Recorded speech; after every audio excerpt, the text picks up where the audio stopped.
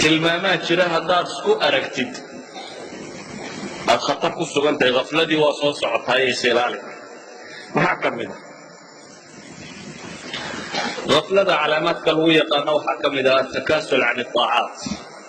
haddaad aragto qofkoo ka caaja haddaad naftaada aragto iyadoo marka cibaadada iyo daacada lasoo qaadana ay caajis iyo wahsi iyo hamaansi bilaabayso, marka sheekada iyo hadaltirada iyo tirrogta la wadana aad nashiid iyo qof firfircoonoo soo jeedo aaraa badan oo hadal fiican oo warramaya aad noqoto, ogsanow xanuunkuu bilowgu kugu yihi.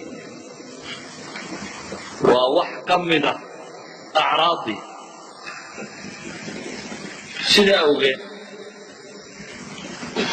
nabigu calayhi salaatu wasalaam axaadiistiisu waxay tilmaamayaan wax xaqiiqan u eg.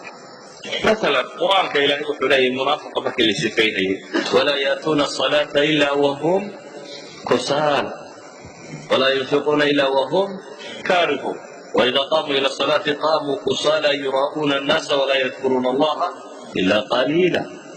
إلهي وحط الماما سبحانه وتعالى الصفة منافق لماذا قلبي يكتاه قرن يسيطر قفكم منافق مؤمن بوحى قلبي يسكتره، لكن منافق لماذا مركي قلبي يكتاه أعراض سنت مسح محمد كم مقارن ساكو قياس ساد رئيس كروا حق أسوسي جنجرة وحويا بين هيلي لا يأتون الصلاة إلا وهم كسال. صلاة ما يمدني وعاجسة وكل التهيم وياه. لكن النبي محمد عليه الصلاة والسلام صلاة أيوة هيد مركي نبت خفصة ماشي معي صدقة أرحنا بها يا بلال ولها استعينوا بالصبر والصلاة إلى القرآن كقلت المامي. إذا هذا دركته adigoo jumca iyo jamaacaadka jarjaraya waa mushkilad, waa calaamo ka mid a calaamaadkaas. saa daraaddeed buu nabigu wuxuu leeyahy calayhi salaatu wasalaam xadiidka muslim ku yaala duul ka tageen oo ka tageen yacni jimca ka tegistooda joojiyeen amase ilaahi subxaana wa tacaala la yakhtimanna allahu calaa quluubihim, ilaahay baa qalbigooda dhababi doona kadibna waxay ka mid noqon doonaan buu nabigu yihi kuwa haafiliinta ah. haddaad jimcaha ay ku dhaafdhaafo aad u jarto waxaad ku biiraysaa ahlu khafla. haddaad aragto duul salaadii jimco oo la aqimay amase la aadimayo dukaanka weli sii iibiibinayo oo wada, ogsoonow khafladii baa ku haleeshay. calaamaadka khaflada lagu garto waxaa ka mid ah ay culammadu yidhahdeen istihaana bilmacaasi.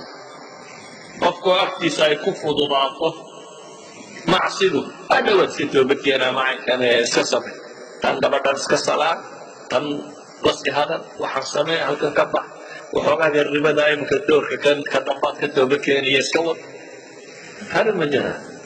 dunuubtii waaweyneyd iyo macaasidiiyo qofka la fududaada bini aadamkana ilahay wuxuu ballan qaaday in la itixaami doono. waxyaabaha calaamaadka ah waxaa ka mid ah qofka oo waktigiisu uu lumo biduuni faa'ida. raasamaalka ugu weyne qofka bini aadamkii haystaa waa waktiga, waayo cimriga la sheegaya waa imisa 60 baan jiray 50 baan jiray 70 baan jiray waxaad sheegaysa waa saacadaha kan. jaaniska aad nolosha ku haysataa waa saacadaha kan, waa raasamaalka xaqiiqiga, waa raasamaal saacad waliba markay tagto waxa kaloo dhan waa la soo celin karaa, isaga lama soo celiyo. saacaddii ku dhaaftay intaad ma soo laabayso. wixii ugu weynaaye qofka bini aadamku uu haystay saxaabada waxaa la yidhahdaa waxay caan ku ahaayeen waktigooday kaga shaxiixsanaayeen dirhamka iyo diinaarka. inagu yacni lacagtaynu bukhala ku nahay waktiga, laakiin waad ogasha inaad iska sheekayso boodboodo waxa ka iska wado ama wax soo bix haddii lagu yidhahdaa aad marka cabdan ka jiraysa. iyagoo xooluhu qiimaha weyn bay sameyneen waktiga.